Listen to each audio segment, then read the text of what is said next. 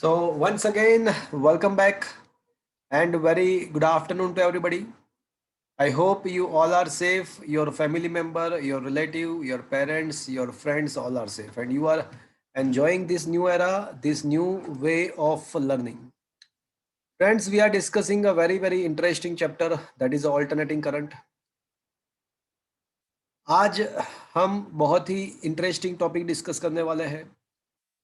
आज का जो टॉपिक है that is resonance. We'll also discuss the Q factor and half power bandwidth, that is a bandwidth. So a totally different kind of topic we are going to discuss in today's lecture. But before starting that, let me give the brief discussion regarding on the whatever we had learnt in this chapter. So friends, ये chapter में हमने क्या सीखा था अब तक? तो भैया it is a alternating circuits. तो हम किसी सर्किट के साथ अगर जनरेटर को कनेक्ट करते हैं तो उसको एसी सर्किट बोलते हैं. तो हमने सबसे पहले only resistive, only inductive, only capacitive AC circuit के बारे में डिस्कस किया. इन तीनों केसेस में हमने करंट का फॉर्मूला डिराइव किया, करंट के मैक्सिमम वैल्यू का फॉर्मूला डिराइव किया और वोल्टेज एंड करंट के बीच में कितना फेज डिफरेंस है, कौन से केस में वोल्टेज लीडिंग है, कौन से केस में वोल्टेज लेगिंग है, वो सारा चीज हमने डिस्कस किया. Apart from that we also discuss the power consumed, that is also known as a real power और that is also known as a average power. तो पावर कितना है वो भी हमने डिस्कस किया in the case of only inductor, only resistors, only capacitors. After that we had discuss a generalized case. एक generalized case हमने डिस्कस किया था. R, L and C R in series. Resistance, inductor and capacitor को series में लाए थे और उसके साथ जनरेटर को कनेक्ट किया था. तो उसके द्वारा अब ये सर्किट में कितना करंट फ्लो होगा एंड वोल्टेज एंड करंट के बीच में क्या क्या फेज डिफरेंस है, उसका डिस्कशन हमने दो हिसाब से किया था. एक फेजर के मेथड से भी हमने ये करंट का फॉर्मूला डिराइव किया था एंड वोल्टेज एंड करंट के बीच का फेज डिफरेंस हमें निकाला था, और एक एनालिटिकल मेथड भी था. फॉर्चुनेटली आपको पता है कि एनालिटिकल मेथड थोड़ा डिफिकल्ट था, तो फॉर्चुनेटली वो एनालिटिकल मेथड जो है वो आउट ऑफ द कंटेंट है. अब वो अभी जो लिस्ट आया ना,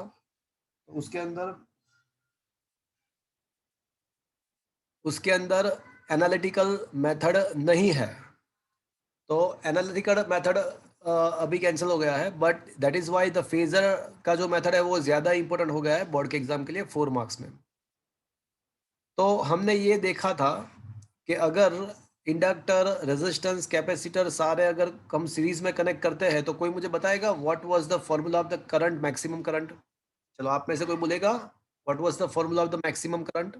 Vm upon under x plus x xl minus xc whole square.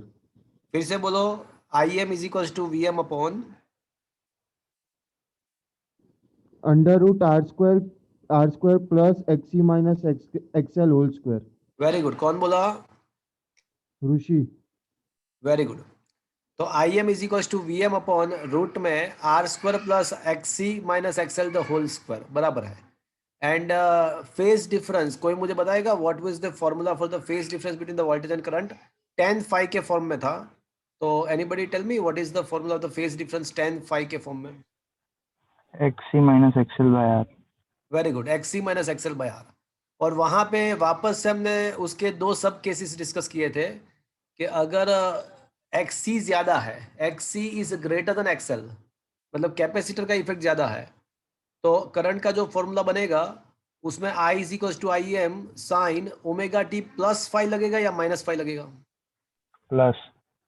अगर कैपेसिटर का इफेक्ट ज्यादा है तो करंट के फॉर्मूला में प्लस फाइव आएगा, बिकॉज करंट का फेज ज्यादा होता है, करंट लीडिंग होता है. और अगर एक्सएल ग्रेटर देन एक्सी होता है तो फिर क्या हो जाएगा? नेगेटिव.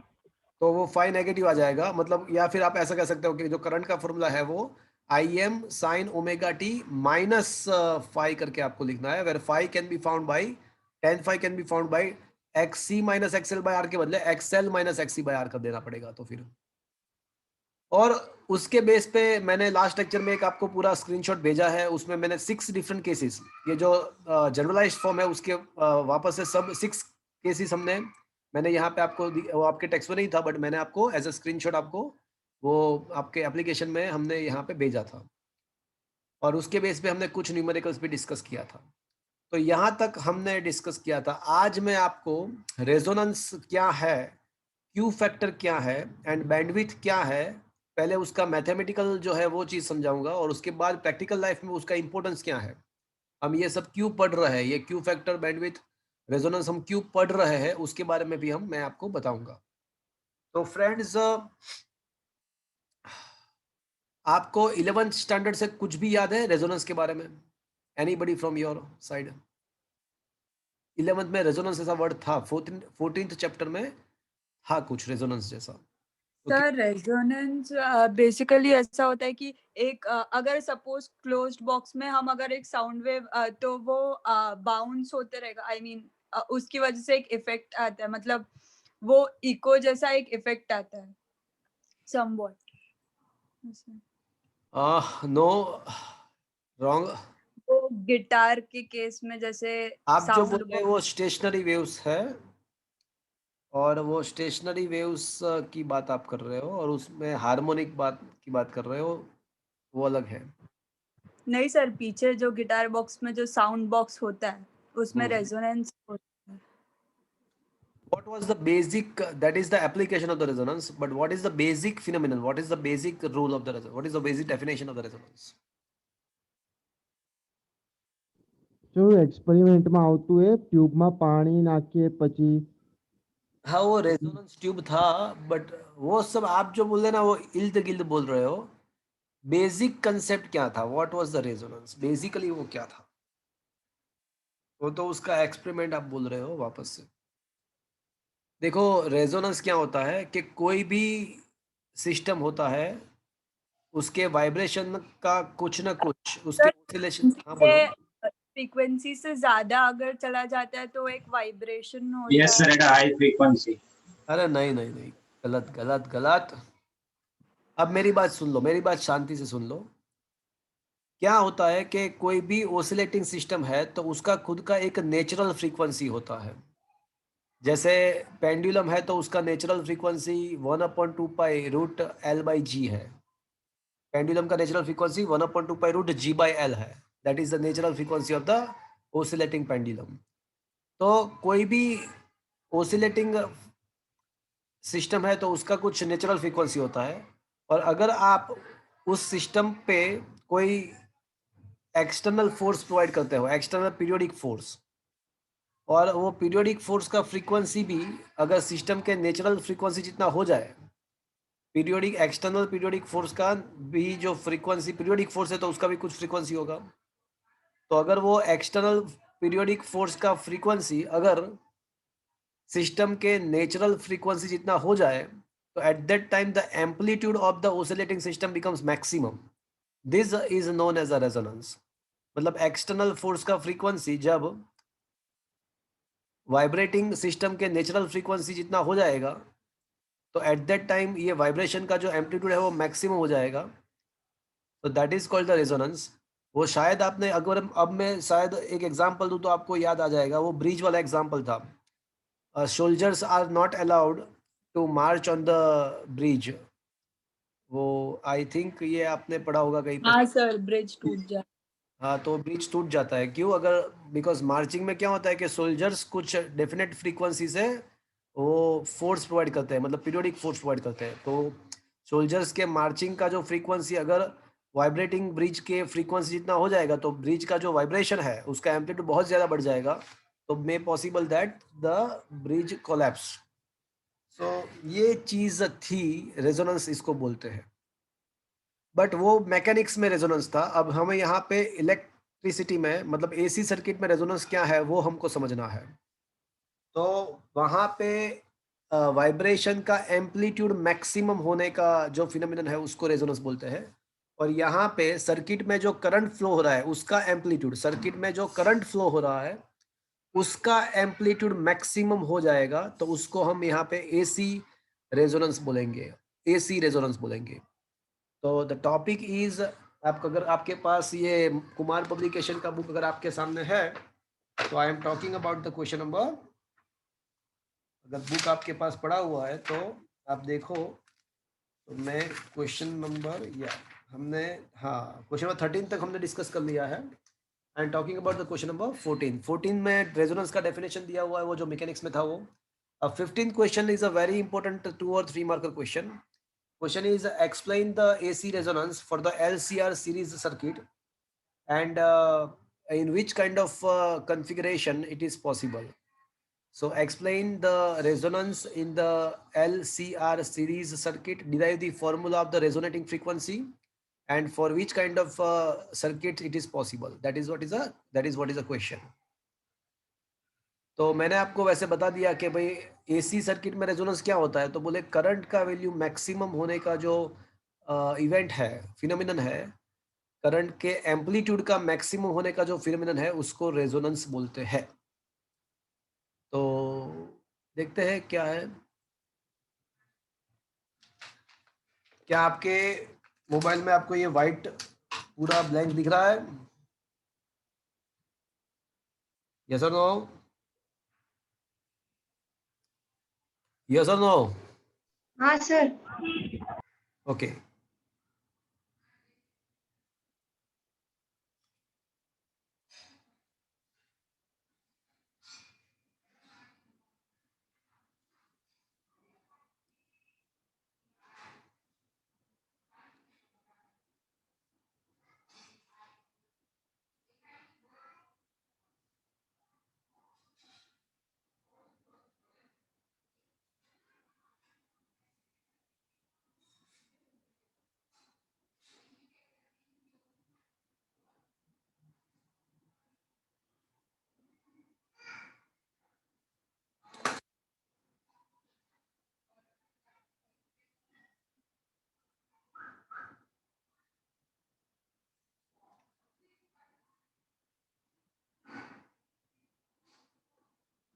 ओके,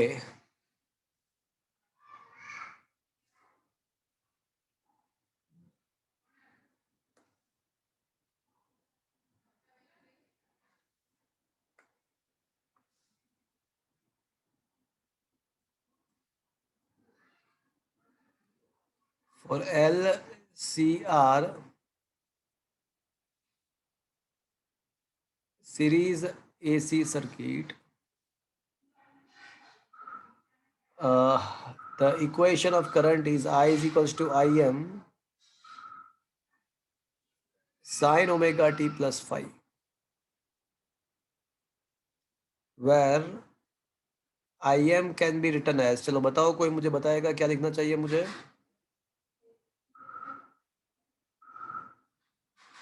ये Vm upon r square plus, can I say 1 upon omega c minus omega x c minus xl the whole square, that is xc, that is 1 upon omega c minus xl, that is omega l the whole square. Is that clear, friends? Yes sir.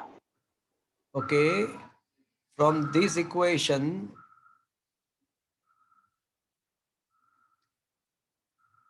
it is clear that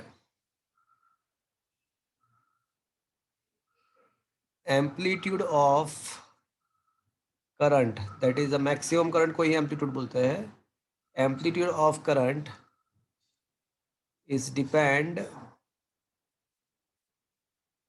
on R, L, C and omega, that is a angular frequency of a generator, frequency of a generator, AC generator, dynamo as well. तो यहाँ पे current जो है वो obviously R L C के ऊपर dependent तो होगा ही, बिकॉज वो सर्किट में हमने वो कंपोनेंट ऐड किए हैं। बट यहाँ पे एक चीज ये भी है, just a minute, I just need to close the door. Okay, so यहाँ पे सरप्राइजिंग बात ये है कि ये जो करंट का जो एम्पलीट्यूड है, मैक्सिमम करंट, वो जनरेटर के एंगुलर फ्रीक्वेंसी के ऊपर भी डिपेंडेंट है। तो आप जनरेटर का एंगुलर फ्रीक्वेंसी चेंज करते जाओगे तो कभी तो ऐसा होगा कि ये करंट का वैल्यू मुझे मैक्सिमम मिल जाए।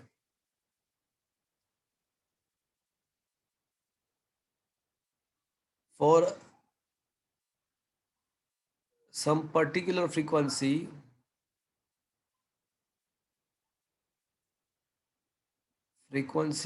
of generator, that is omega is equals to omega naught. If 1 upon omega c and omega r, if omega 1 upon omega c is equals to omega L, is this happen, then impedance becomes minimum, because impedance का जो नीचे का जो part है उसको impedance बोलते हैं। सोचो कि ये 1 upon omega c and omega L same हो जाए तो ये जो उसका सब्ट्रैक्शन क्या आ जाएगा? जीरो। इसका सब्ट्रैक्शन 0 आ जाएगा, मतलब ये impedance में से एक टर्म ही कैंसिल हो गया, तो impedance becomes minimum या maximum? impedance आपका मिनिमम हो जाएगा, impedance मिनिमम हो जाएगा एंड करंट का जो एम्पलीट्यूड है and amplitude of a current becomes maximum. This phenomenon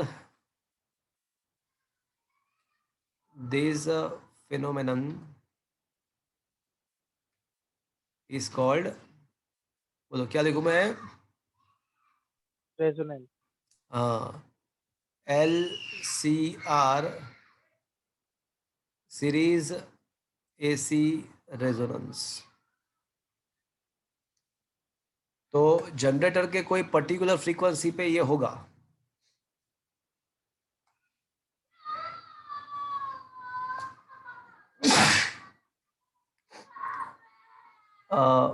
for omega is equals to omega not, assume कर लेते हैं कि ये ओमेगा नॉट जो है वो रेजोनेटिंग फ्रीक्वेंसी है। तो for that particular frequency as I told you कि ये जो एक्सएल एंड एक्सी जो है वो सेम हो जाएगा। तो इसका मतलब ऐसा हुआ कि ओमेगा नॉट स्क्वायर का वैल्यू क्या हो जाएगा?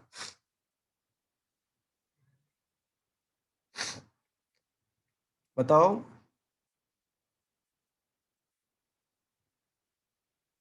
Can I say omega not square equals to 1 upon LC? 1/LC। तो ओमेगा 0 इज इक्वल्स टू क्या हो जाएगा?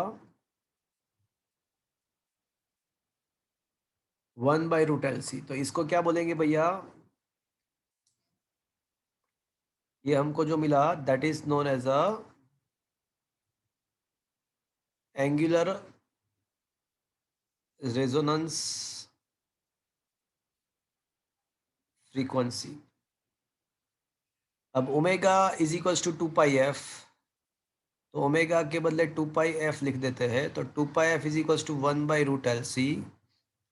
तो एफ नॉट को सब्जेक्ट को इक्वेशन बनाए तो वो हो जाएगा 1/2π 1/√LC। तो इसको क्या बोलेगा भैया?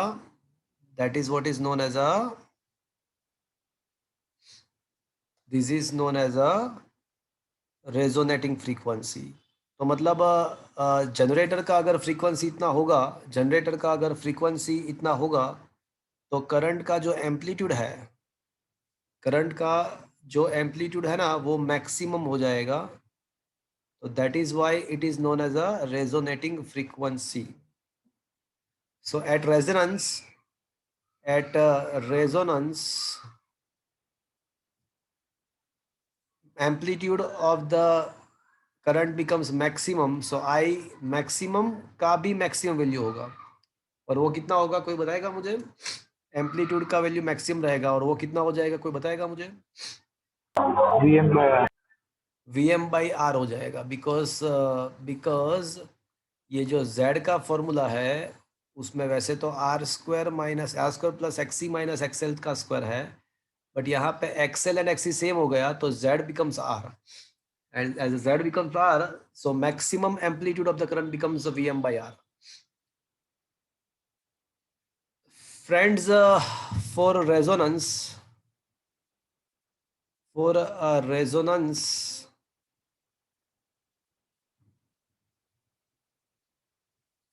to have the resonance, omega XL must be equals to XC. For the resonance, XL equals to XL is equals to XC, that is 1, that is omega L is equals to 1 upon omega C. मतलब क्या हुआ? So that means both capacitor and inductor must be present in the circuit. In a circuit, C and L दोनों होना ही चाहिए, तो ही XL is equal to XC हो पाएगा। तो उसका दूसरा मीनिंग ऐसा है कि RL, so in RL and RC circuit resonance is not possible. So in RL, that is resistance and inductor, and RC circuit, resistance and capacitor only, resonance is not possible.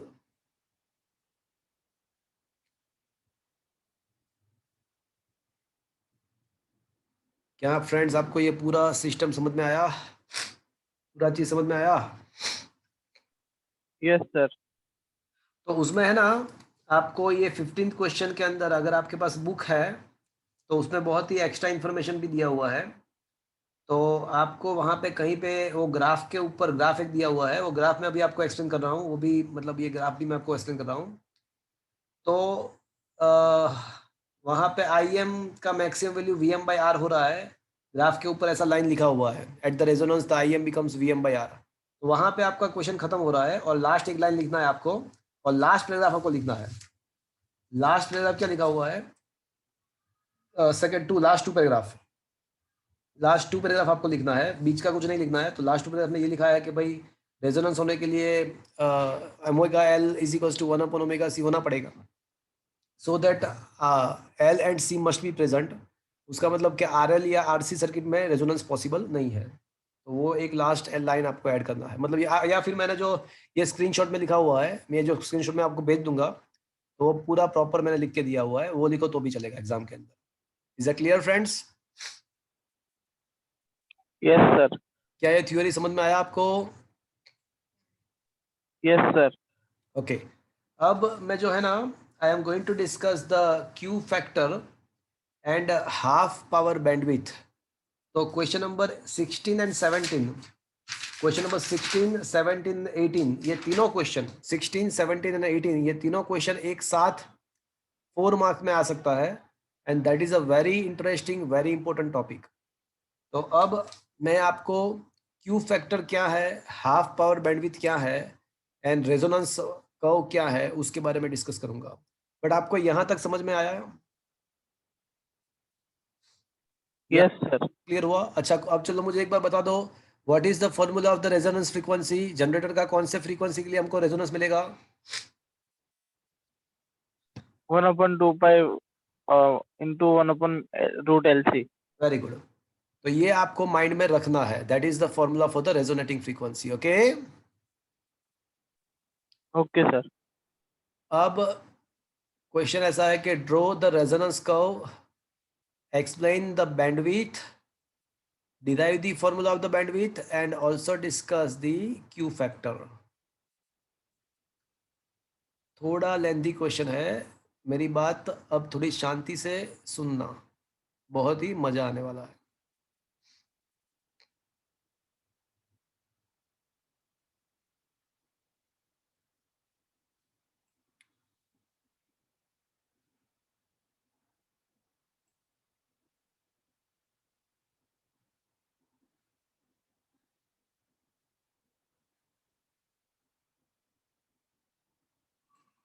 Okay,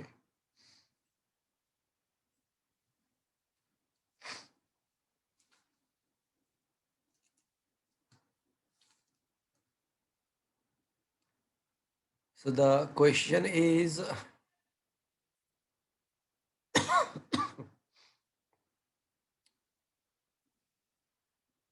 draw resonance curve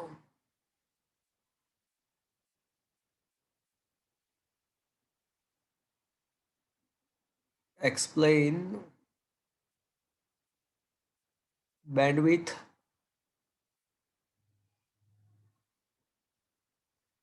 actually ये actually bandwidth नहीं है but more precisely I should say it is a half power bandwidth. ये half power क्या है वो आपको 5 एक minute में समझ में आ जाएगा।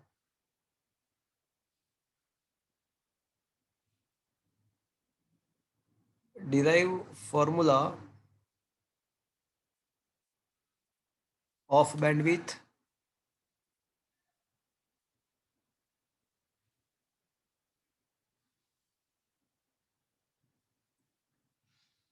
डिस्कस क्यू फैक्टर माने क्वालिटी फैक्टर। अब यहाँ पे किसकी क्वालिटी की बात है, ये क्वालिटी किसके क्वालिटी की बात है तो वो भी आपको समझ में आ जाएगा। तो एक पूरा एक नया ही क्वेश्चन है, आपको क्वेश्चन में ये लग रहा है कि ये क्या हो गया, हम एसी सर्किट पढ़ रहे हैं तो ये क्या स्टार्ट हो गया। तो बहुत ही इंटरेस्टिंग है भैया, मैं अभी आपको एक्सप्लेन कर रहा हूँ, आपको समझ में आएगा। सबसे पहले तो रेजोनेंस कर्व किसको बोलते हैं। तो if we draw the graph of I M versus omega, this graph is called a resonance curve.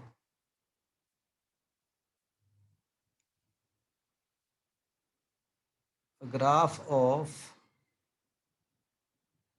I M versus omega is called resonance curve। देखो हमारे पास करंट का फॉर्मूला है, we have the formula of the current that is maximum current, amplitude of the current. तो I M is equals to V M upon R square plus 1 upon omega C minus omega L the whole square. तो एक चीज तो confirmed है कि ये जो current है ना वो ओमेगा के साथ वेराई हो रहा है, वो जनरेटर के एंगुलर फ्रीक्वेंसी के साथ वेराई हो रहा है, ये तो कंफर्म्ड है। चलो मुझे ये बताओ फ्रेंड्स कि ओमेगा का वैल्यू अगर जीरो रखते हैं, अगर ओमेगा का वैल्यू हम जीरो रखते हैं, अगर ओमेगा का वैल्यू हम जीरो रखते हैं तो मुझे ये बताओ कि करंट का एम्पलीट्यूड कितना मिलेगा मुझे, assuming that our omega is zero. So Maximum magnitude बोलो।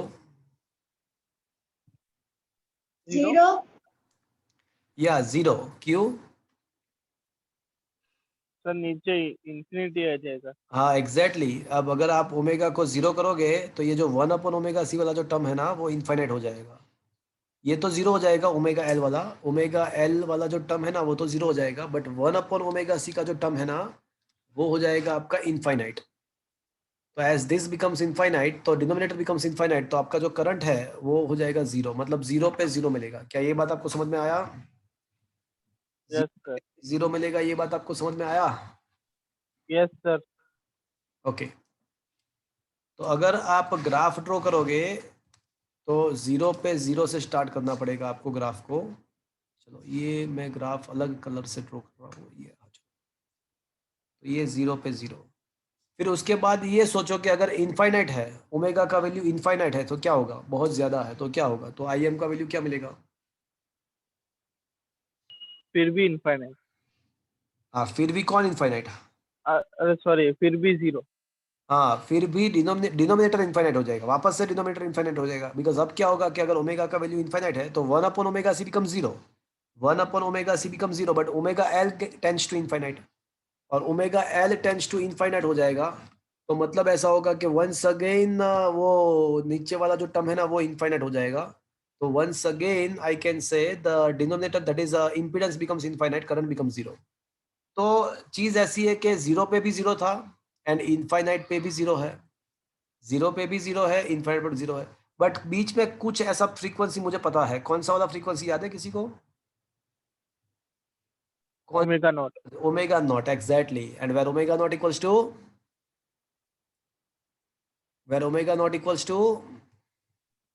2 पाई रूट LC नहीं वो तो एफ की बात कर रहा हूँ मैं ओमेगा की बात टू दैट वाज 1/√LC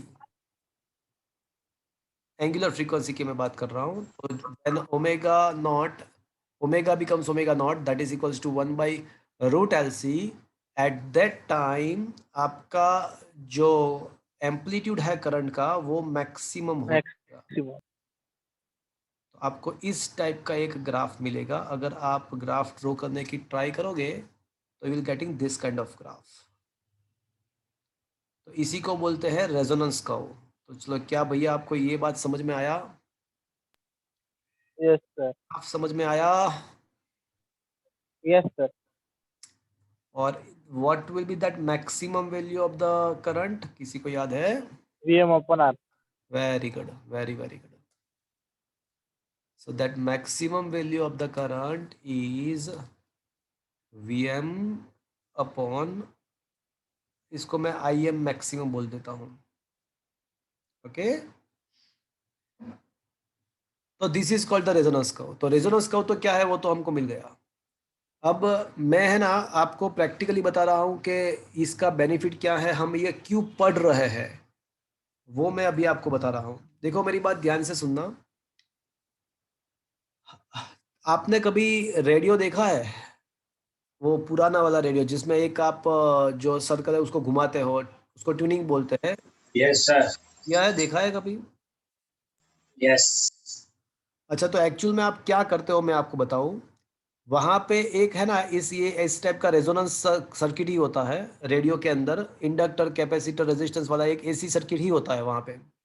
उसके अंदर एक टाइप का एसी सर्किट ही होता है। तो अब जब आप उसको ट्यून करते हो, रेडियो को जब आप ट्यून करते हो तो actually you are varying capacitance inside the circuitry. तो आप वो सर्किट का कैपेसिटेंस को चेंज करते हो तो सर्किट का जो रेजोनेंस फ्रीक्वेंसी है omega 0 is equal to 1/√LC। तो when you change the capacitance तो सर्किट का रेजोनेंस फ्रीक्वेंसी भी क्या होगा? सर्किट का रेजोनेंस फ्रीक्वेंसी भी चेंज होगा। तो एक टाइम ऐसा आएगा कि सर्किट का रेजोनेंस फ्रीक्वेंसी 98.3 मेगाहर्ट्ज हो जाए।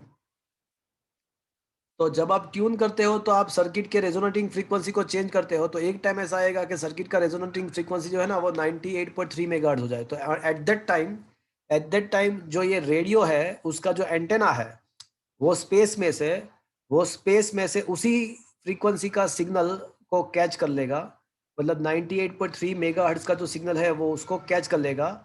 तो आप 98.3 मेगाहर्ट्ज के फ्रीक्वेंसी पे जो रेडियो चैनल है उसको सुन पाओगे।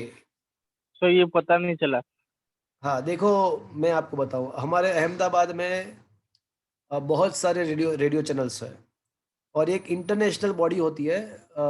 आप कोई भी चाहे कोई भी कंट्री में जाओ, कहीं कोई भी कंट्री में जाओ तो ऐसा रूल है कि जो रेडियो चैनल्स होता है ना उसका जो बैंड है, उसका जो रेंज फ्रीक्वेंसी का रेंज वो है 88 मेगाहर्ट्ज टू 108 मेगाहर्ट्ज। आप चाहे कोई भी कंट्री में जाओ, ये एफएम चैनल्स जो है ना उसका रेंज है, frequency range 88 megahertz to 108 megahertz. तो हमारे अहमदाबाद में 5-6 रेडियो चैनल्स है, जैसे विविध भारती है, माई एफएम है, बिग एफएम है, रेडियो सिटी बजाते रहो, रेडियो मिर्ची इट्स हॉट। तो ये सारे रेडियो चैनल्स है। तो आप देखो अभी ट्यूनिंग करोगे ना तो आपको पता चलेगा कि वो 88 मेगाहर्ट्ज के स्टार्ट करके 108 मेगाहर्ट्ज के बीच में ही है सारे चैनल्स। कभी रेडियो सुनते हो? हाँ पहले सुनता था ट्यूनिंग किया है कभी? गाड़ी में आप जब बाहर निकलते हो फोन हाँ सर ट्यूनिंग करते हो तो आपने देखा यस होगा सर कि उसका जो वैल्यू है था ना वो 88 से स्टार्ट करके 108 के बीच में ही होता है कुछ ना कुछ। एम आई राइट? हाँ सर तो ये पूरा जो रेजोनेंस सर्किट है, एसी सर्किट का जो रेजोनेंस का प्रैक्टिकल एप्लीकेशन मैं आपको बता रहा हूँ, जो ट्यूनिंग पर्पस के लिए इसका यूज होता है, ट्यूनिंग के लिए ही इसका यूज होता है। वो कैसे यूज होता है वो मैं एक बार फिर से आपको बता रहा हूँ। अमेरिका में जाते हो तो उसमें भी रेडियो चैनल्स 88 से स्टार्ट करके 108 मेगाहर्ट्ज पे भी ही होता है, बट वहाँ पे उसका उन लोगों का खुद का एनर्जी, उसका उन लोगों का रेडियो स्टेशन होता है, तो अलग चैनल आपको सुनाई देगा। बट उसका जो रेंज होता है ना वो फिक्स्ड है, वो इंटरनेशनल लेवल पे ये फिक्स्ड किया हुआ है कि भाई रेडियो चैनल्स के लिए इसी को ट्यून करना है आपको 88 से स्टार्ट करके 108। अब होता क्या है, होता ये है कि अहमदाबाद में अलग अलग जगह पे सारे चैनल्स रेडियो चैनल्स है, जैसे ये जो रेडियो मिर्ची टावर जो है वो वेजलपुर है, तो वो टावर क्या करेगा, पूरे अहमदाबाद में रेडियो मिर्ची का सिग्नल भेज देगा। मतलब ये सिग्नल हम आप हमको दिखे या ना दिखे, बट हमारे आसपास ये जो स्पेस है, हवा है, तो उसमें रेडियो चैनल्स के बहुत सारे सिग्नल्स ऑटो होते ही है। हमको दिखाई नहीं दे रहा है बट होते हैं वहाँ पे। वो पिक्चर देखा आपने पंखीराज? वो नहीं सर। क्या था? रोबोट। 2.0 क्या था वो, अक्षय कुमार रजनीकांत का जो था? रोबोट अच्छा हाँ, वो रोबोट। हाँ, वो उसमें क्या था कि वो मोबाइल के सिग्नल की बात करते थे। तो देखो आप अगर आपके पास कोई ऐसा डिवाइस है कि जो डिटेक्ट कर सके सिग्नल को, तो आपको सरप्राइज होगा। You are surrounded by lots of radio signals. आपके आसपास बहुत सारे रेडियो सिग्नल्स हैं, अलग अलग मोबाइल कंपनी के सिग्नल्स आपके आसपास हैं, अलग अलग रेडियो स्टेशंस के सिग्नल्स आपके आसपास है, टेलीविज़न के सिग्नल भी आपके आपके आसपास है, इंटरनेट के भी बहुत सारे अलग अलग इंटरनेट के सिग्नल भी आपके आसपास है। तो यू आर आपको दिख नहीं रहा है बट वो होता है। अगर कोई ऐसा कोई इंस्ट्रूमेंट आपके पास है, ऐसा एक प्रैक्टिकली ऐसा इंस्ट्रूमेंट होता है फ्रेंड्स, आपको पता नहीं बट ये ऐसा होता है कि वो इंस्ट्रूमेंट आपको दिखा सकता है कि आपके आसपास कितने अलग अलग टाइप के सिग्नल्स हैं। तो you will be surprise that you are surrounded by lots of different kind of signals. तो फ्रेंड्स वो पिक्चर में जो दिखाया था वो वाकई में सही बात थी कि ये जो सिग्नल होते हैं उसमें कुछ ना कुछ एनर्जी होता है। इसमें कुछ ना कुछ एनर्जी होता है। तो वो जो एनर्जी होती है तो वो हमारे नर्व सिस्टम को, हमारे सिस्टम को, हमारे बॉडी को डैमेज कर सकता है। फ्रेंड्स आपको मैं वाकई में बताऊं कि ये जो मोबाइल, कभी कभी कोई फ्लैट्स के ऊपर मोबाइल का टावर वो वहाँ पे लगाते हैं, वो मैं रेंट भी देते हैं, but that is a very dangerous thing. वो टावर जहाँ पे मोबाइल का जो टावर होता है ना, उसके आसपास रेडिएशन का अमाउंट बहुत ही ज़्यादा होता है। Friends research shows that cancer can possible, ये कैंसर कर सकता है। तो अगर आपके फ्लैट में कोई ऐसा आए कोई मोबाइल वाला कि भाई मुझे यहाँ पे टावर लगाना है मोबाइल के, हमारे ये एयरटेल या वोडाफोन या जियो का, तो यहाँ पे लगाने दो, तो वो लोग तो रेंट भी देंगे, बट ऐसा नहीं करना चाहिए। It will be dangerous to life, it will be dangerous to health. तो हमारे बॉडी को डेंजर कर सकता है, वो हार्म कर सकता है। तो ये देखो आप, ये जो बेचारे जो बर्ड्स वगैरह होता है उसके तो डेफिनेटली बहुत ही उसका डैमेज हो सकता है। तो पिक्चर में वो जो चीज़ बताई थी वो 100% साइंटिफिक थी, जो अगर आपने पिक्चर देखा हो तो। देखा था वो पिक्चर? हाँ सर। तो वो 100% साइंटिफिक था। और भी दूसरी बात मैं आपको ये भी बताऊं कि बर्ड्स जो होते हैं ना, वो उसका जो रास्ता जो होता है ना, वो इलेक्ट्रोमैग्नेटिक वेव से ही वो they are determining their path by the help of the electromagnetic radiation. तो वो जो नेचुरल इलेक्ट्रोमैग्नेटिक रेडिएशन जो होता है, जो सन में से आता है, उसके द्वारा वो लोग बर्ड्स एक जगह से दूसरे जगह पे जा सकते हैं। आपको पता है कि भाई कुछ कुछ सीजन में हम यहाँ पे हमारे इंडिया पे भी बहुत सारे बर्ड्स अलग अलग कंट्री से, अमेरिका से आते हैं, अलग अलग जगह से आते हैं, every in the every winter या every for that particular season. तो उसको कैसे पता चलता है कि ये मुझे यही पाथ पे जाना है? उसको एवरी ईयर वो लोग आ जाते हैं। तो उसको क्या है, वो उसको हम उसके पास तो ऐसा कोई हमारे जैसा कोई मेंटली, मतलब वो उसके पास तो ऐसा कोई ब्रेन नहीं है, तो भी वो लोग एवरी ईयर वो पर्टिकुलर डायरेक्शन में आ ही जाते हैं यहाँ पे। तो हाउ इज इट पॉसिबल? तो the thing is that they are remembering या they are finding their path by the electromagnetic radiation. तो फ्रेंड्स ये अब जो मोबाइल टावर्स जो है उसके जो रेडिएशन है, उसको ये जो नेचुरल रेडिएशन होता है उसको डैमेज कर रहा है, उसको डिस्टोर्ट कर रहा है। तो क्या होता है कि फिर बर्ड उसके उसका जो जो नेचुरल पाथ होता है वो भूल जाते हैं, तो फिर वहाँ पे डैमेज होता है, वहाँ पे वो मर जाते हैं। So that was actually 100% physically and it is the 100% scientific thing that shown in the picture. तो बट अभी हम ये मैं बोल रहा हूँ कि आपके आसपास बहुत सारे रेडियो चैनल्स के सिग्नल होते हैं और बाकी भी बहुत सारे चैनल्स के सिग्नल होते हैं अलग अलग फ्रीक्वेंसी के। तो अब आपका जो रेडियो है उसको पता कैसे चलता चलता है कि मुझे कौन सा सिग्नल मुझे ये एब्जॉर्ब करना है, कौन सा सिग्नल मुझे लेना है उसके एंटेना को। तो ये मैं आपको बता रहा हूँ कि उसके अंदर एलसी सर्किट होता है, एलसी एसी सर्किट होता है। जब आप उसको ट्यून करते हो तो आप क्या करते हो, उसके कैपेसिटेंस को चेंज करते हो। तो एक चीज़ आप उसके जैसे आप उसका कैपेसिटेंस को चेंज करोगे तो आप क्या करोगे, उसके एंगुलर उसके रेजोनेटिंग फ्रीक्वेंसी को चेंज करोगे। तो एक टाइम ऐसा आएगा कि आपका जो ट्यूनिंग सर्किट है, आपके रेडियो के अंदर जो सर्किट है, उसका रेजोनेटिंग फ्रीक्वेंसी 98.3 मेगाहर्ट्ज़ हो जाए, तो एट दैट सेम मोमेंट वो क्या करेगा, आपके रेडियो का एंटेना स्पेस में से वो वाला सिग्नल को ले लेगा और आपको वो सिग्नल सुनाएगा। फिर वापस से आप ट्यून करने लगे तो कोई अलग फ्रीक्वेंसी आ जाएगी 96.7 मेगाहर्ट्ज़ सपोज के आ गया। तो at that time Vividh Bharati is going to be listen. तो अब जाके पता चला ये कैसे पूरा चीज काम करता है। सर शुभ नाम थे विविध भारती। हाँ, वो विविध भारती नहीं सुना आपने कभी? ना सर। कोई बात नहीं, पापा को पूछ लेना। સર हाँ बोलो। સર તમે ટ્યુનિંગનું કહો છો એમાં તો ઓલું સર્કલ વાળું આવે રૂલ કરવાનું પણ हाँ જે बट કાર્સમાં બટન વાળું એમાં પણ સેમ જ હોય. ये इलेक्ट्रॉनिक ट्यूनिंग होता है, वो डिजिटल ट्यूनिंग मशीन अलग टेक्नोलॉजी है। अभी जो मैं बात कर रहा हूँ एनालॉग ट्यूनिंग की बात कर रहा हूँ। डिजिटल अब तो क्या है, पूरा चीज़ डिजिटलाइजेशन हो गया है। तो वो एनालॉग टू डिजिटल कन्वर्सेशन कैसे होता है, उसके लिए तो पूरा एक डिजिटल इलेक्ट्रॉनिक्स का एक इंजीनियरिंग का ब्रांच है। तो अभी वहाँ पे मैं नहीं जा रहा हूँ, वो कैसे होता है उसका मैं आपको एक्सप्लेन, अभी आपके ऐसी समझ नहीं है कि मैं उसको आपको समझा पाऊँ। ओके, वो पूरा डिजिटल ट्यूनिंग सिस्टम होता है। बट अभी जो मैं बोल रहा हूँ वो एनालॉग सिस्टम की बात कर रहा हूँ मैं। जब आप वो घुमाते हो जो व्हील, तो आप कैपेसिटेंस को चेंज करते हो, आपके सर्किट का आप रेजोनेटिंग फ्रीक्वेंसी चेंज करते हो। तो जब आपके सर्किट का रेजोनेटिंग फ्रीक्वेंसी कोई एक्सटर्नल सिग्नल के साथ उसका मैच हो जाए तो वो सिग्नल आपको सुनाई देगा, वो सिग्नल आपको सुनाई देगा। So that is the way the tuning happened. तो अब बात क्या चल रही थी, चलो ये तो समझ में आ गया आपको, ट्यूनिंग क्या होता है कैसे होता है वो समझ में आ गया। बट मैं जो बात कर रहा था वो हाफ पावर बैंडविथ बैंडविथ की बात कर रहा था। तो ये बैंडविथ क्या है? चलो, आपको बैंडविथ नाम सुन के आपको माइंड में क्या आ रहा है, बैंडविथ का मतलब क्या होना चाहिए, आपको क्या लग रहा है?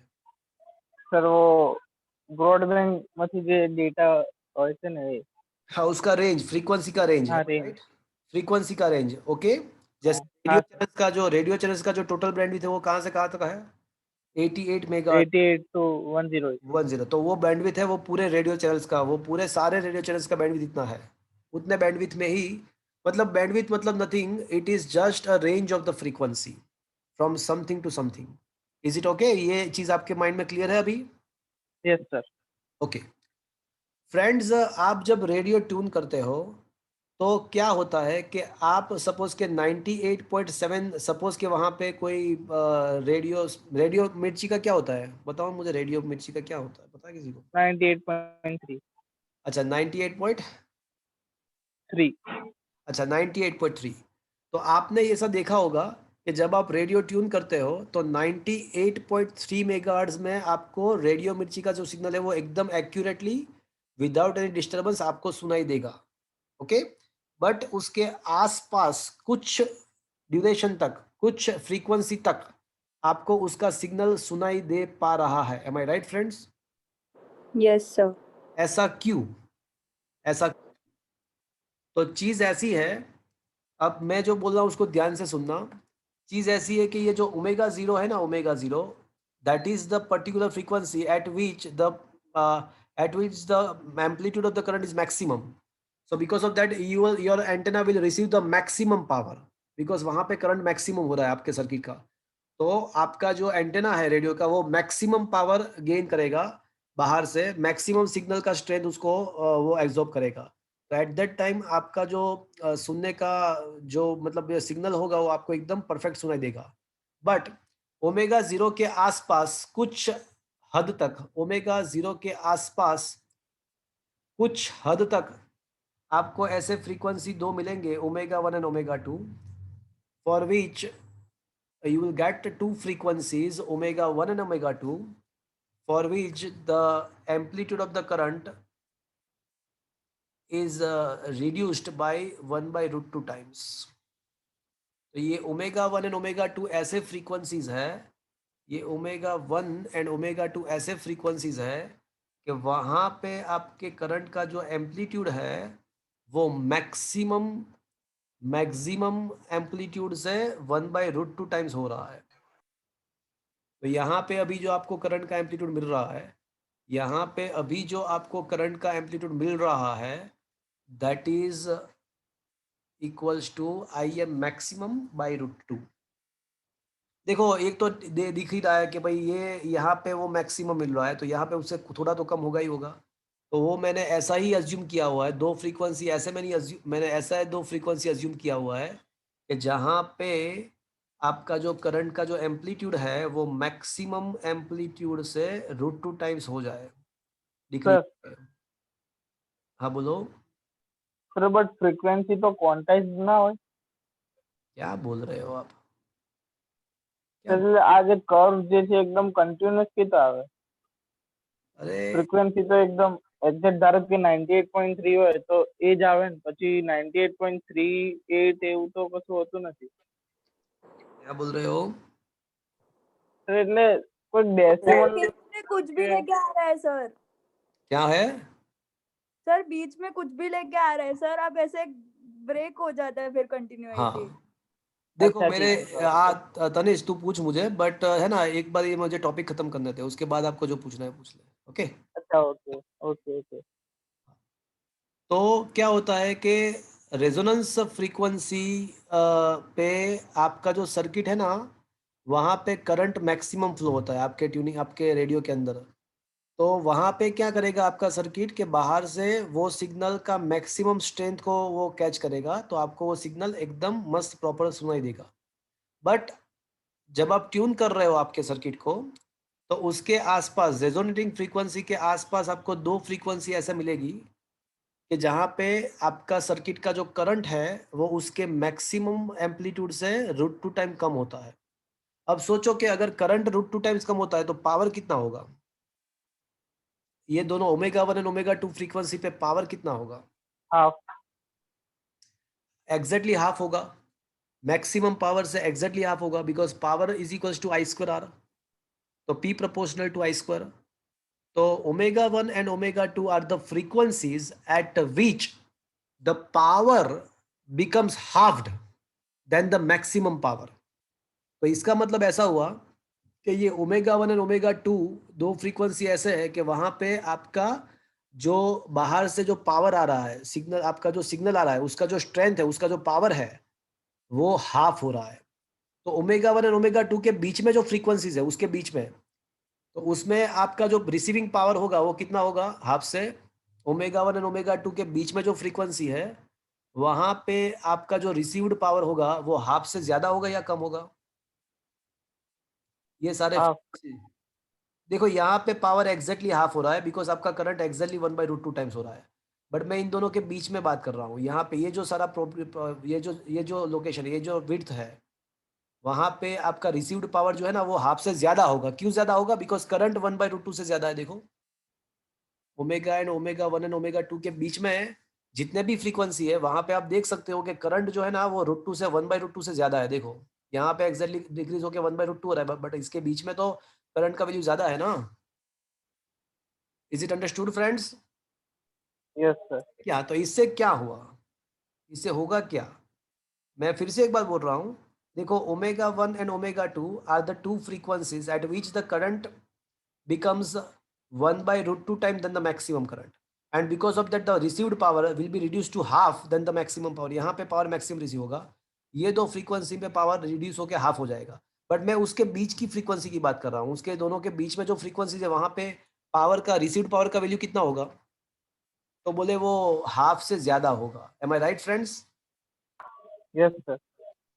तो वो पावर हाफ से ज्यादा है, इसका मतलब देखो मैक्सिमम तो नहीं होगा, मैक्सिमम तो नहीं होगा, उससे कम ही होगा, बट उसके हाफ से तो ज्यादा है। मतलब इसका मतलब कि वो ड्यूरेशन जो है ना, वहां पे अभी भी रिसीव्ड पावर जो है वो मैक्सिमम पावर का जो हाफ है उससे ज्यादा है, मतलब उसका कुछ इंटेंसिटी आपको सुनाई देगा। बट जैसे ही आप ये ओमेगा 1 या ओमेगा 2 के पहले, ओमेगा 2 के पहले एंड ओमेगा 1 के बाद में, जैसे ही आप ट्यूनिंग करते करते उसके आगे बढ़ोगे, ओमेगा 1 से बाद ओमेगा 2 के पहले, तो आप at that after that thing your received power will be reduce to less than the half power. तो अब जाके वो सिग्नल आपको सुनाई देना बंद हो जाएगा। Is that clear friends? तो यस जब सर। ट्यूनिंग करते करते ओमेगा 1 से ज्यादा फ्रीक्वेंसी पे जाओगे, तो आपका जो करंट है वो बहुत ही ज्यादा डिक्रीज हो जाएगा, वो 1/2 से भी डिक्रीज हो जाएगा, मतलब पावर रिसीव्ड पावर जो है वो हाफ से भी कम हो जाएगा। मतलब अब आपको सिग्नल नहीं सुनाई देगा। आप एक कंडीशन होती है कि आप सिग्नल को कब तक सुन सकते हो, जब तक उसका वैल्यू, उसका पावर उसके मैक्सिमम वैल्यू से हाफ ना हो जाए, तब तक आप सुन पा सकते हो, उसको सुन सकते हो, उसके बाद वो सुन नहीं सकते आप। तो इसका मतलब ऐसा हुआ कि ये जो लोकेशन है, ये जो फ्रीक्वेंसी का गैप है, ये जो फ्रीक्वेंसी का जो गैप है, बैंड है, बैंड, वहां पे आप कोई दूसरे चैनल को आप असाइन नहीं कर सकते। बिकॉज अगर कोई और चैनल को वहां पे आपने असाइन किया तो क्या हो जाएगा भैया, सोचो। मिक्स सिग्नल्स मिल जाएगा। तो आपको एक ही फ्रीक्वेंसी पे दो दो सिग्नल मिक्स हो जाएगा। तो ये जो पर्टिकुलर रीजन है ओमेगा 1 से लेके ओमेगा 2 से लेके ओमेगा 1 तक, तो वहां पे आप दूसरा कोई सिग्नल वहां पे डाल नहीं सकते। मतलब कोई एक पर्टिकुलर चैनल ने इतना फ्रीक्वेंसी का जो विड्थ है वो ऑक्यूपाई कर लिया, and that is why it is known as a bandwidth of that particular channel, bandwidth of that particular signal. तो क्या ये बात आपको समझ में आया, बैंडविड्थ क्या है? Yes sir. तो ये बैंडविड्थ क्या है वो अभी आपको समझ में आ गया होगा। देखो मैंने टेक्स्ट बुक से बहुत ही बाहर जाके ये टॉपिक को पूरा एक्सप्लेन करने के लिए मैंने बहुत सारा चीज़ आपको एक्स्ट्रा किया, बट ये मैंने जो भी कहा है वो आपको इंजीनियरिंग में पढ़ने में आएगा और वो 100% करेक्ट है। तो अब मैं वापस से टेक्स्ट बुक के लैंग्वेज पे आ जाता हूँ, टेक्स्ट बुक के लैंग्वेज पे आ जाता हूँ। For omega 1 and omega 2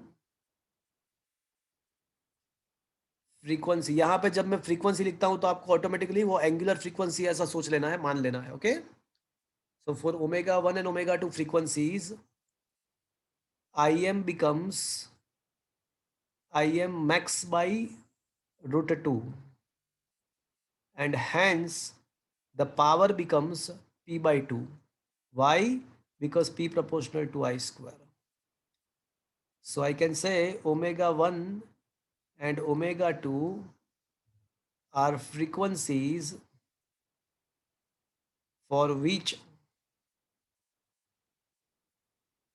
power becomes half of its maximum value.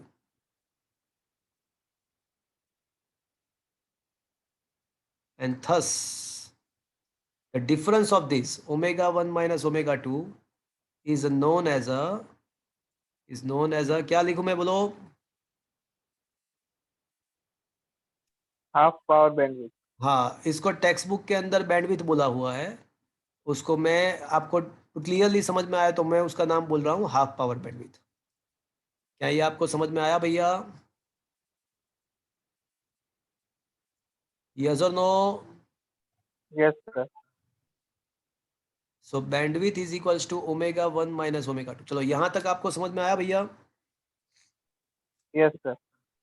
अब ऐसा मान लो कि ये जो गैप है वो डेल्टा ओमेगा है और ये वाला गैप भी डेल्टा है, तो ऑब्वियसली सेम ही होगा दोनों गैप। यस और नो? Yes sir. तो ये गैप डेल्टा ओमेगा डेल्टा, तो कहना इसे the bandwidth equals to 2 times delta omega. Yes sir. Omega 1 minus omega 2, that will be the gap between the omega 1 and omega 2, and that is from the figure it is very clear, it is a 2 delta omega. Is it okay friends? Yes sir. Okay, तो मुझे ये बताओ, अब मेरा जो target है ना वो ये बैंडविड्थ का फॉर्मूला निकालना है।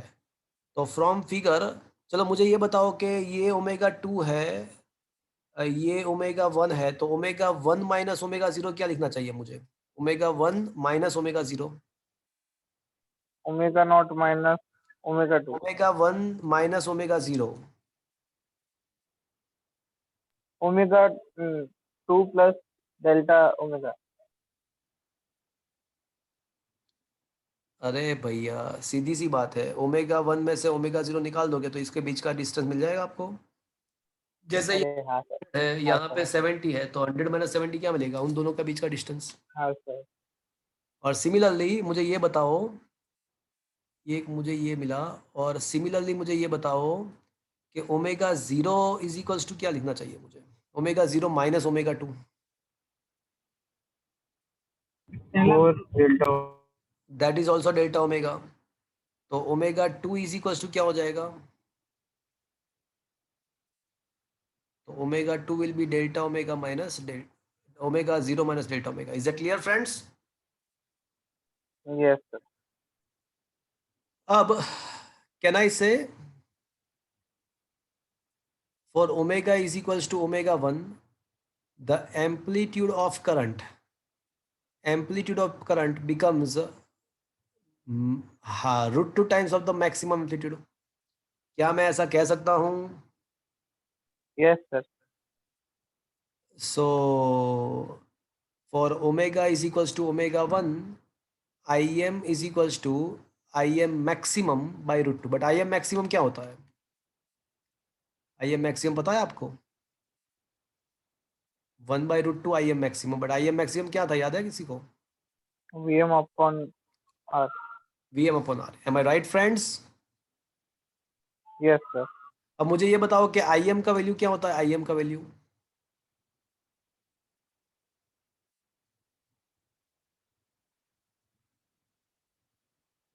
is that clear? Im is always Vm by Z. Im का तो वैल्यू Vm by Z है. Is it okay? Yes sir. तो इसका मतलब ऐसा हुआ कि Z is equals to root 2R। अब Z का फॉर्मूला क्या है? Z का फॉर्मूला क्या है भैया? R square. क्या है?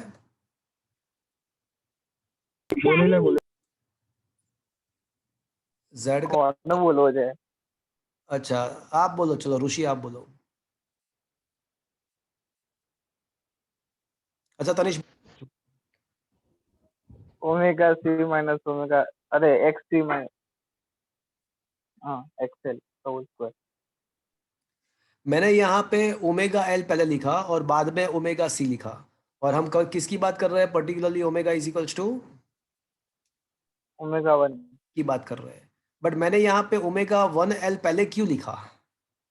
तो रीजन ऐसा है कि देखो ओमेगा 0 जो है ना, वहां पे दोनों सेम हो रहे हैं। देखो यहाँ पे look at the graph, omega 0 पे तो वो दोनों सेम हो रहे हैं, omega L and 1 upon omega C. Right friends? तो अब अगर मैं ओमेगा को बढ़ाता हूं तो कौन सा वैल्यू ज्यादा रहेगा? ओमेगा 0 पे तो दोनों सेम है, तो अगर मैं ओमेगा का वैल्यू बढ़ाता हूं तो कौन सा बढ़ेगा? ओमेगा एल बढ़ेगा या 1 अपॉन ओमेगा सी बढ़ेगा? कौन ज्यादा होगा? ओमेगा 1 के लिए कौन ज्यादा होगा? ओमेगा एल का वैल्यू ज्यादा होगा या 1 अपॉन ओमेगा सी ज्यादा होगा?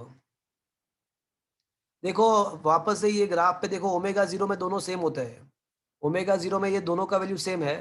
बट अब मैंने ओमेगा 0 से ओमेगा 1 का वैल्यू ज्यादा है, मतलब ओमेगा का वैल्यू बढ़ा, तो ओमेगा अगर बढ़ता है तो कौन बढ़ता है? एक्सेल। अच्छा sir, omega L, omega L. Omega L. तो here for omega is equals to omega 1, actually omega 1 L is greater than 1 upon omega 1 C. तो इसके वजह से मैंने ये लिखा। देखो स्क्वायर है, आप x माइनस वाई का स्क्वायर करो या y माइनस एक्स का स्क्वायर करो, दोनों सेम ही होता है। स्क्वायर है, x माइनस वाई का स्क्वायर करो या y माइनस एक्स का स्क्वायर करो, दोनों सेम ही होता है। बट ज्यादा जो है उसमें से कम को सब्ट्रैक्ट करना हमारे लिए अच्छा रहेगा। Is that clear friends? Yes sir. अब दोनों साइड अगर हम स्क्वायर ले लेते हैं, दोनों साइड स्क्वायर ले लेते हैं, तो R square plus omega 1 L minus omega 1 C का square is equals to, can I say 2 are square. Yes sir. तो ये 2r² में से r² को कैंसिल कर दो, तो omega 1l minus 1 upon omega 1c का स्क्वायर इज इक्वल टू खाली r² बचेगा। Yes sir. अब देखो, अब यहाँ पे मिस्टेक हो जाता, अगर मैंने ये नहीं किया होता, ओमेगा 1 को आगे नहीं लिया होता, ओमेगा 1l को, तो यहाँ पे मिस्टेक होता। अब दोनों साइड स्क्वायर रूट निकालते हैं, तो अब मुझे कोई दिक्कत नहीं है, omega 1l minus 1 upon omega c लिखने में कोई दिक्कत नहीं है, बिकॉज ये पॉजिटिव ही आंसर देगा मुझे। बट अगर मैंने इंटरचेंज नहीं किया होता तो मेरा गलत हो जाता, यहाँ पे गलत हो जाता। अगर मैंने 1 अपॉन ओमेगा सी पहले लिखता तो गलत हो जाता ना, बिकॉज रेजिस्टेंस तो नेगेटिव हो ही नहीं सकता। तो लेफ्ट हैंड साइड को भी आपको पॉजिटिव ही रखना है, तो लेफ्ट हैंड साइड को पॉजिटिव रखने के लिए आपको हायर वैल्यू ज़्यादा पहले लिखना पड़ेगा। क्या मेरी बात समझ रहे हो आप? સર તો કઈ નહીં, તો સ્ક્વેર કરીને રૂટ કરે તો મોડ ફંક્શન આવી જાય ને આમાં आप पर मोड आवे ने, मोड आवे, चलो मोड तो आ गया, बट अब मोड इज इक्वल टू आप प्लस एक्स लिखोगे कि या माइनस एक्स लिखोगे, वो कैसे पता चलेगा आपको? तो आपको मतलब अगर प्लस एक्स कब होता है, जब एक्स पॉजिटिव होता है, नेगेटिव एक्स कब होता है, जब एक्स नेगेटिव होता है। तो मतलब करना क्या होता है कि आप जब मोड लेते हो ना, तो वो आपको पॉजिटिव वैल्यू देना पड़ेगा, आपको पॉजिटिव लिखना पड़ेगा। तो पॉजिटिव का मतलब क्या होगा, जो ज़्यादा है उसमें से कम को सब्ट्रैक्ट करना पड़ेगा। तो यहाँ पे लास्ट में जाके आपको इंटरचेंज करना पड़ता, तो फिर लास्ट में आपको इंटरचेंज करना पड़ता। Is that okay friends? Yes sir. But अब मुझे ये बताओ कि वैसे ओमेगा 1 है क्या? अब मुझे ये बताओ कि ओमेगा 1 है क्या? Omega not plus delta omega. Exactly, omega not plus delta omega है। तो पुटिंग दिस वैल्यू हियर, तो omega not plus delta omega into L minus 1 upon omega 1 का वैल्यू है omega not plus delta omega into C is equals to R. चलो, ये समझ में आया आपको? क्या यहाँ तक समझ में आया? Yes sir. अब मैं है ना, ये डेल्टा ओमेगा, जो ओमेगा नॉट है ना, उसको मैं कॉमन ले लेता हूँ। तो ओमेगा नॉट को कॉमन लेता हूँ, तो यहाँ पे क्या बचेगा, 1 plus delta omega by omega naught बचेगा। देखो तो, और एल तो है ही, तो एल को मैंने आगे लिख दिया, एल को मैंने आगे लिख दिया। Is that clear friends? देखो तो बराबर है ये चीज। और माइनस, अब यहाँ पे सी बी में ओमेगा को कॉमन लेता हूँ, तो ओमेगा 0 को कॉमन लिया, सी तो है ही वहाँ पे, और यहाँ पे बचेगा, क्या बचेगा, 1 plus delta omega by omega 0 बचेगा। Is that clear? Yes sir. तो चलो, यहाँ तक सबको समझ में आया? Yes sir. अब ये ओमेगा एल है, 1 plus delta omega by omega 0 है, माइनस 1 अपॉन ओमेगा 0 सी है, और ये जो डिनोमिनेटर वाला टर्म है ना, उसको मैं न्यूमरेटर में ले जा रहा हूँ, तो उसका पावर मुझे क्या लिखना पड़ेगा,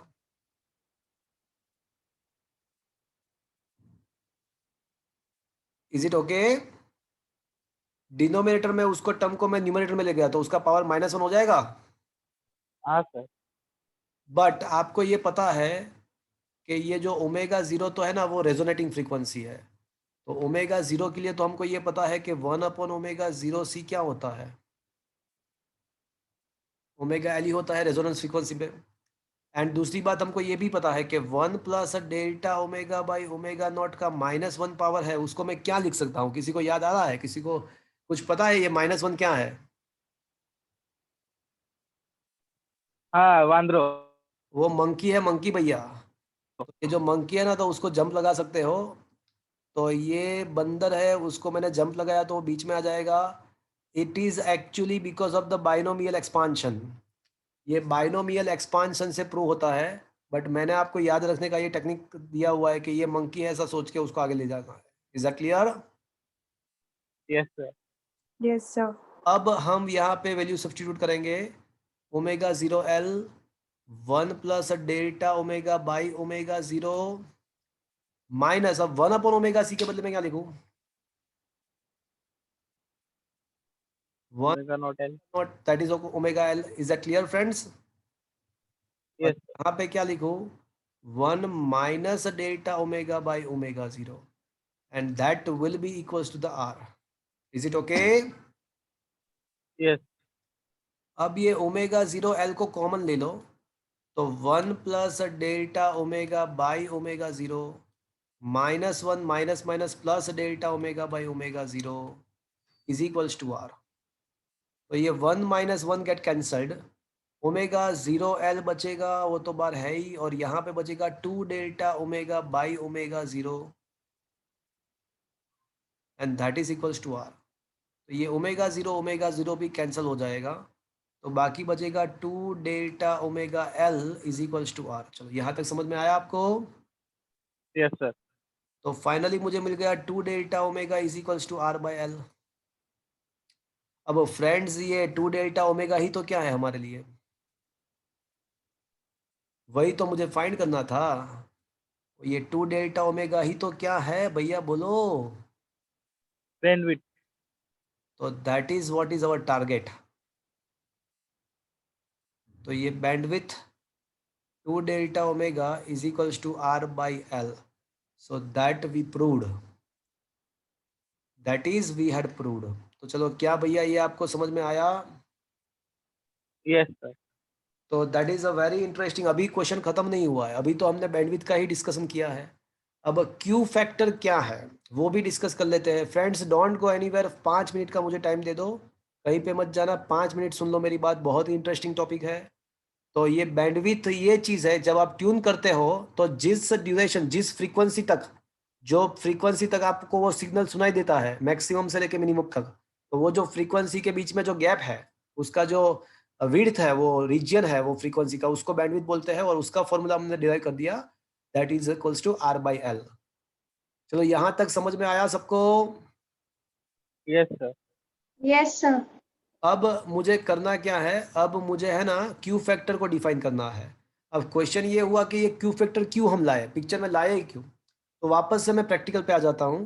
देखो ये जो इंटरनेशनल लेवल पे ये डिसाइड किया हुआ है कि भाई आपको रेडियो चैनल्स का जो विड्थ है ना वो 88 मेगाहर्ट्ज से शुरू करके 108 मेगाहर्ट्ज तक ही देना है सबको, सब जगह पे। हमारे अहमदाबाद में अभी कौन कौन से चैनल चल रहे हैं? रेडियो सिटी, रेडियो मिर्ची, बिग एफएम, माई एफएम, विविध भारती। तो ये 5-6 चैनल्स अभी यहाँ पे हमारे अहमदाबाद में चल रहे हैं, रेडियो चैनल्स। अब वो रेडियो चैनल के बैंडविड्थ के द्वारा, अलग अलग चैनल का कुछ ना कुछ बैंडविड्थ होगा, तो वो बैंडविड्थ के द्वारा पूरा जो 88 से शुरू करके 108 तक का पूरा रीजन वहां पे ऑक्यूपाई हो गया, कुछ बाकी नहीं बचा। सभी चैनल ने खुद का बैंडविड्थ बना दिया, और वहां पे एक के ऊपर दूसरे का बैंडविड्थ ओवरलैप नहीं कर सकते हम, अदरवाइज तो एक ही सिग्नल में दोनों, एक ही फ्रीक्वेंसी पे दो सिग्नल सुनाई देंगे। बट ऐसा नहीं करना है ओवरलैप, बट ऐसा ओवरलैप विदाउट ओवरलैपिंग दैम, हमको अगर हम उसको एक्यूमुलेट करना चाहे तो ऐसा पता चला कि भाई पूरा जितना भी हमारे पास स्पेस था फ्रीक्वेंसी का 88 से शुरू करके 108, तो वो पूरा स्पेस ऑक्यूपाई हो गया। अब और कोई रेडियो चैनल है, उसने गवर्नमेंट के पास से परमिशन लिया, और अहमदाबाद में उसमें ट्रांसमिशन के उसको राइट मिल गया। अब उसको अहमदाबाद में ट्रांसमिशन करना है, बट प्रॉब्लम क्या है कि अभी पूरा जो स्पेस है वो 88 से 108 का पूरा स्पेस ऑक्यूपाई हो गए। ऑक्यूपाई। अब वो जाएगा कहाँ पे? नया तो वो ला नहीं सकता, बिकॉज ये तो इंटरनेशनल बॉडी होता है, ये तो 88 से 108 से तो ज्यादा करना ही नहीं होता है। तो अब क्यू फैक्टर पिक्चर में आएगा, अब क्यू फैक्टर आएगा। तो क्यू फैक्टर क्या है? तो क्यू फैक्टर ये चीज है कि Q factor decide the sharpness, Q factor decide the sharpness of the resonance curve. Q factor decide the sharpness of the resonance curve. जितना क्यू फैक्टर ज्यादा होगा उतना शार्पनेस ज्यादा होगा, और जितना शार्पनेस बढ़ेगा तो उसका हाफ पावर बैंडविड्थ, उसका बैंडविड्थ सोचो, कम होगा। शार्पनेस से ये जितना शार्पनेस बढ़ेगा तो उसका बैंडविड्थ कितना होगा, सिग्नल का बैंडविड्थ कम होगा। तो अब क्या करना होता है कि सारे रेडियो चैनल को बोलेंगे गवर्नमेंट कि भाई आप है ना आपका क्यू फैक्टर बढ़ा दो। तो सारे रेडियो चैनल्स क्यू फैक्टर बढ़ाएगी तो क्या होगा, उसका खुद का वो जो रेजोनेंस का है वो वो उसका शार्पनेस बढ़ेगा, तो उसके खुद के ऑटोमेटिकली उसके हाफ पावर बैंडविड्थ कम हो गए। कम होगी। तो सारे चैनल में थोड़ा थोड़ा स्पेस हमको मिल जाएगा, और फिर एक आध और चैनल को हम वहां पे ऑक्यूपाई कर पाएंगे। क्या ये बात आपको समझ में आया? Yes sir. तो अब क्यू फैक्टर प्रैक्टिकली क्या है, फिजिकली क्या है, वो मैंने आपको समझा दिया। अब उसको मैथमेटिकली हम डिफाइन करेंगे। वैसे क्यू फैक्टर भी ऐसा ही क्वांटिटी है जो मैथमेटिकली डिफाइन हो सकता है। Q factor is also the quantity which is defined mathematically.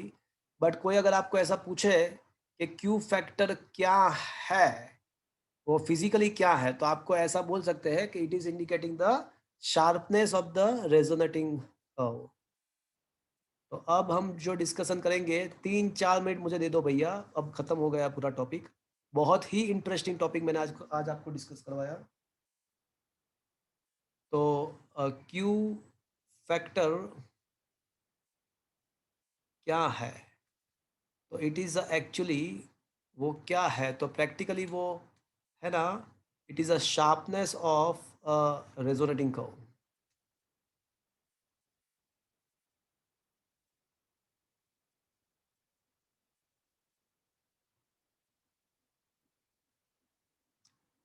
वैसे मैंने है ना इलेक्ट्रॉनिक्स एंड कम्युनिकेशन ब्रांच में मेरा पूरा इंजीनियरिंग किया निर्मो में से।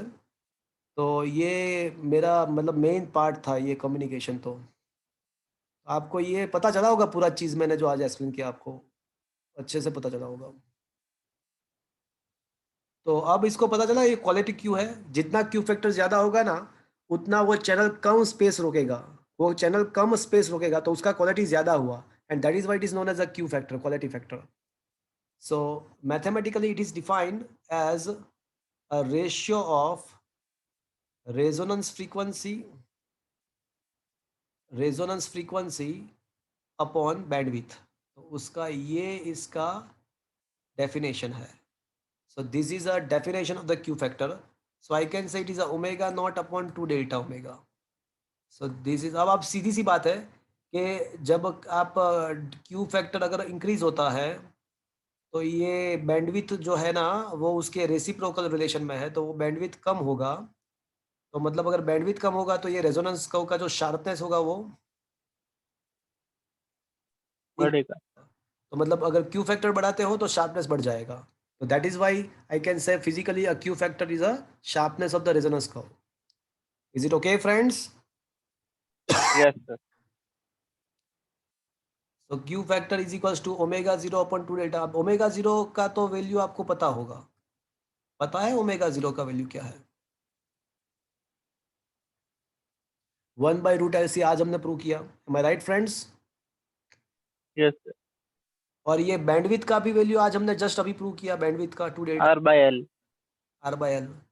तो ये जो क्यू फैक्टर है ना, उसका जो इक्वेशन आएगा वो L/R इंटू 1/√LC। अब न्यूमरेटर में L है, डिनोमिनेटर में √L है, तो फाइनली क्यू फैक्टर आपको क्या मिलेगा? 1/R, न्यूमरेटर में एक √L बचेगा, एक C बचेगा नीचे की तरफ। तो ये आपका हो गया क्यू फैक्टर का फॉर्मूला। क्यू फैक्टर का आपका फॉर्मूला हो गया। Is that clear friends? Yes sir. So this is a formula of Q factor. It is depends. So from this formula, it is very clear that Q factor is depend on all the 3 parameters. It is clear that a Q factor is depend on all parameters R, L and C. तो friends अब यहाँ पे पूरा topic मैंने खत्म किया, पूरा topic खत्म हुआ। क्या ये टॉपिक आपको कंप्लीटली समझ में आया भैया?